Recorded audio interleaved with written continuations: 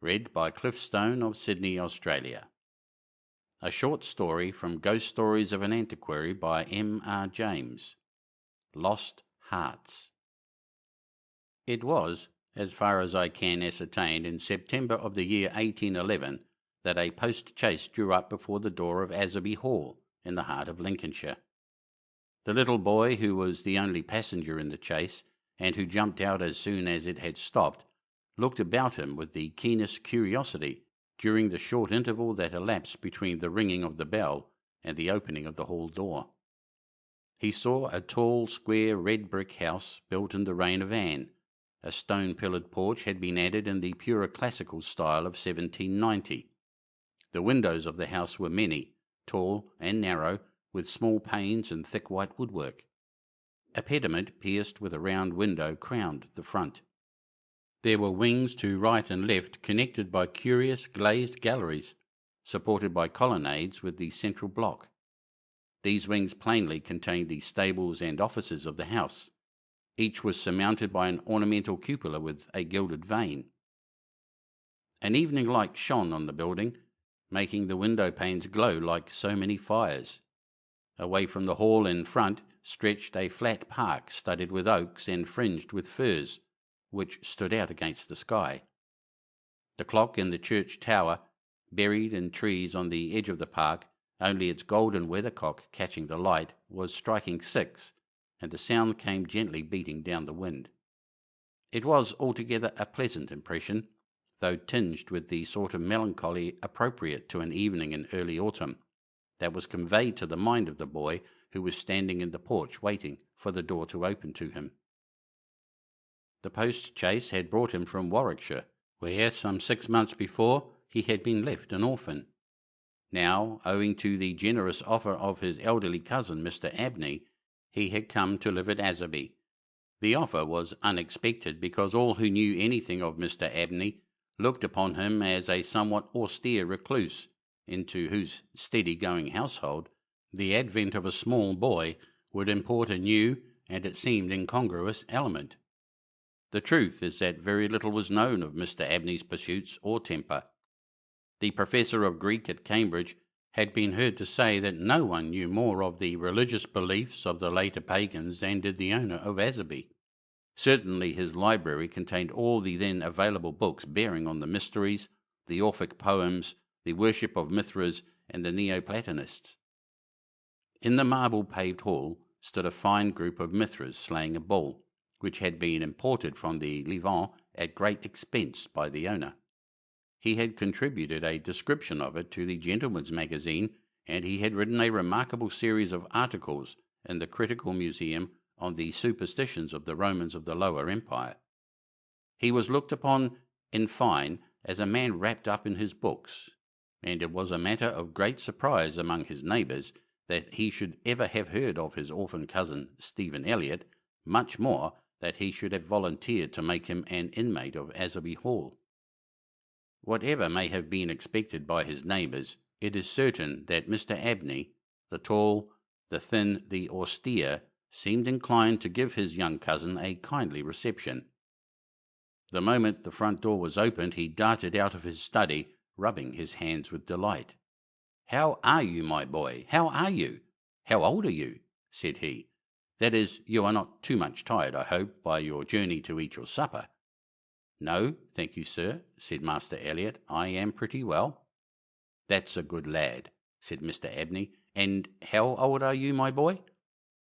It seemed a little odd that he should have asked the question twice in the first 2 minutes of their acquaintance.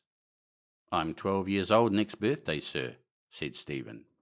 "And when is your birthday, my dear boy?" 11th of September, eh? That's very well. Nearly a year hence, isn't it?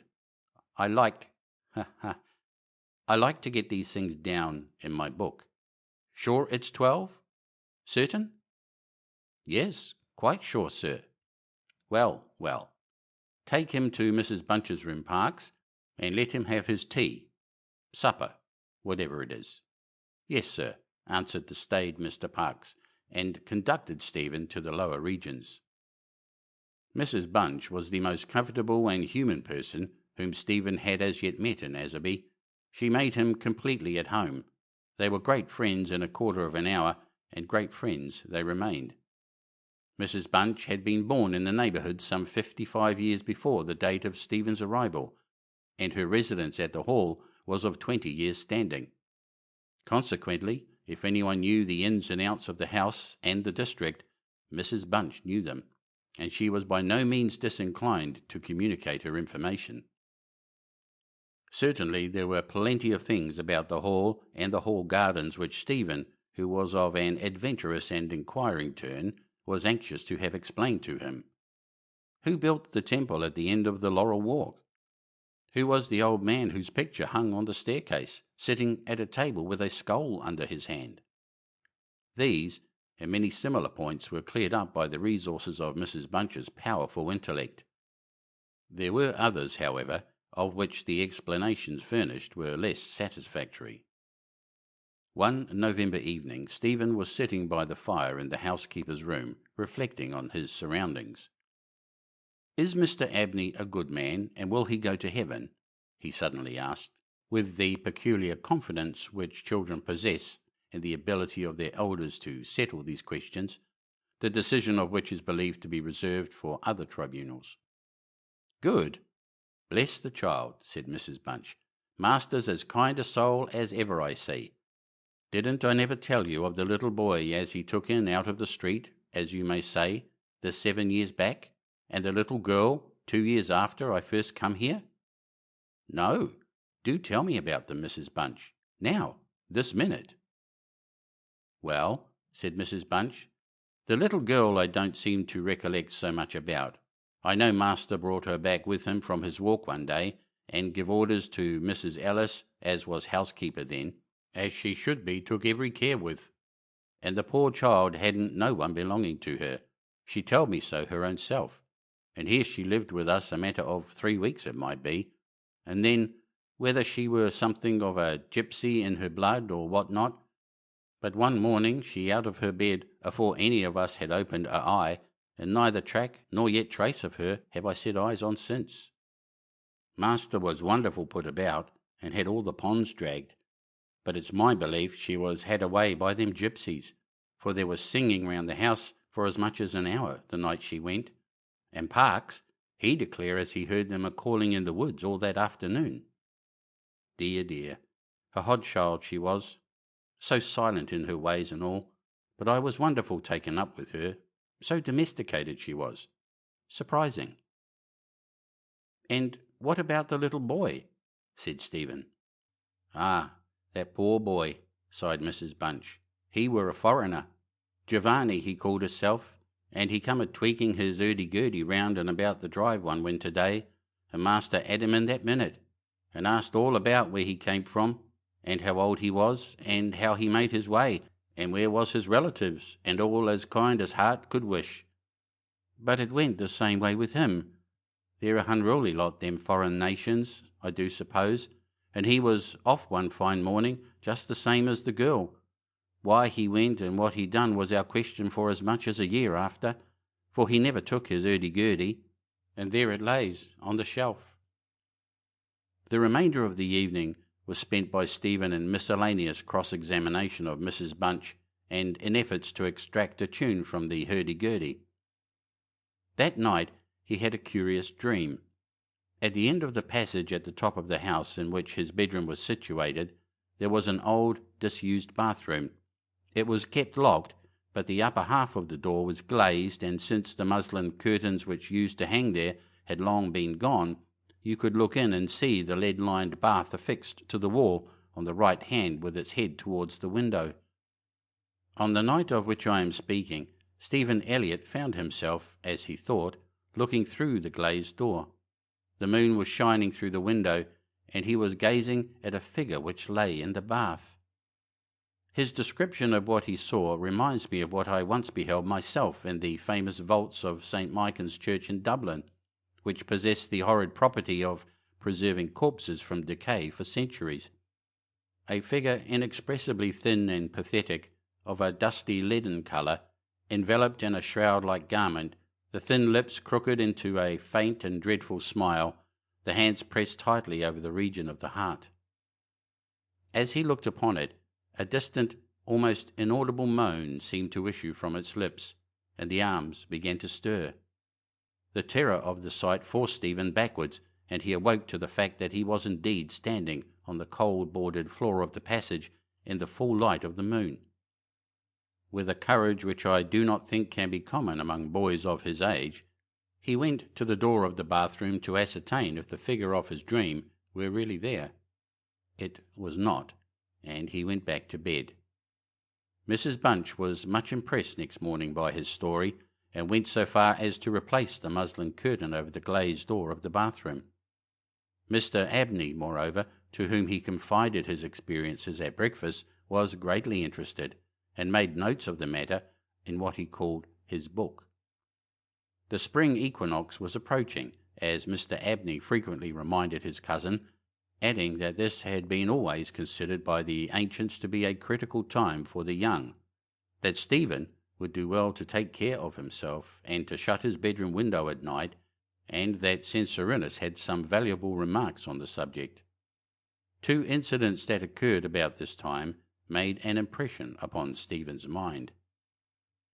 The first was after an unusually uneasy and oppressed night that he had passed, though he could not recall any particular dream that he had had. The following evening Mrs. Bunch was occupying herself in mending his nightgown. "Gracious me, Master Stephen," she broke forth rather irritably, "how do you manage to tear your nightdress all to flinders this way?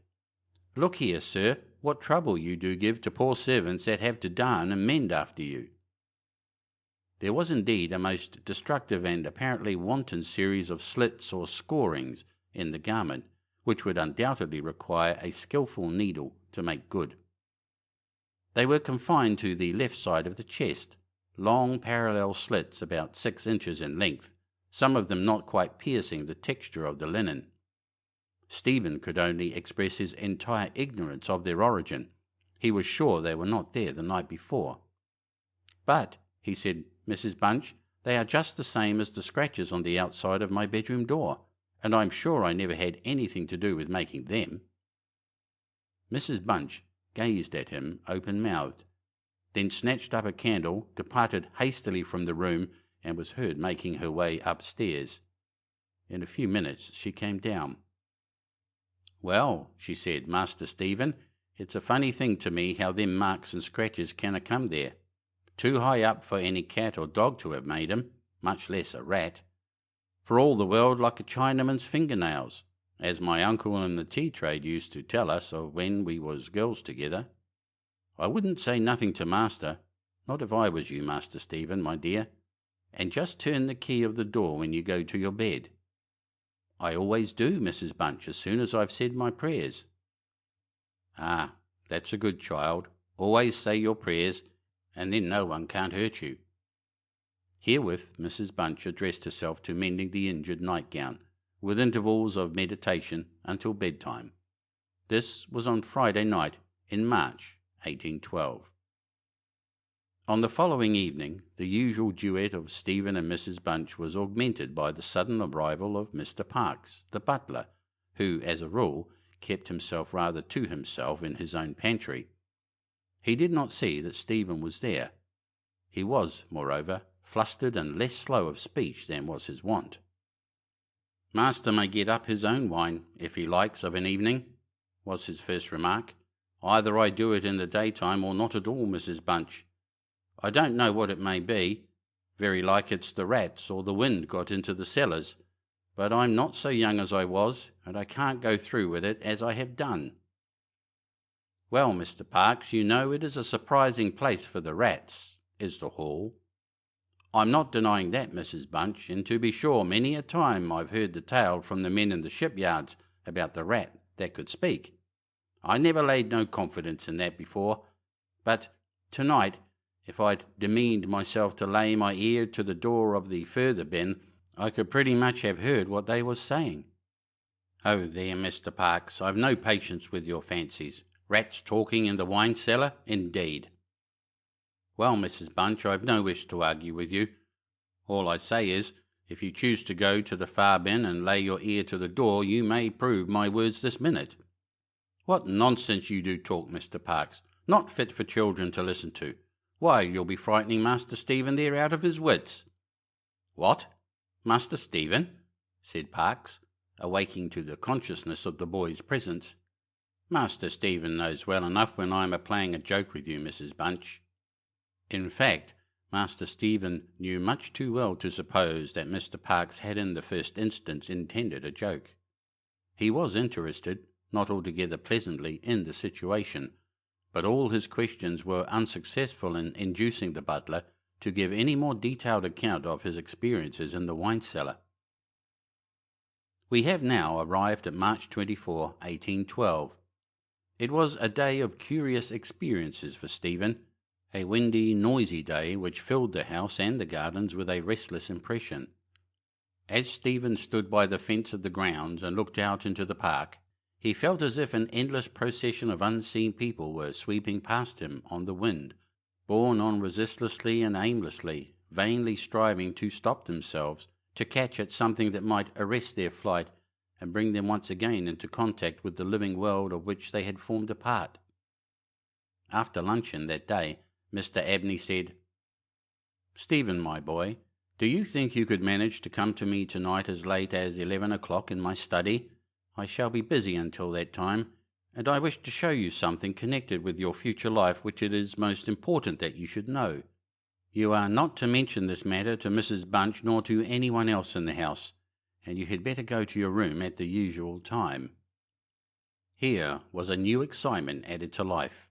Stephen eagerly grasped at the opportunity of sitting up till 11 o'clock.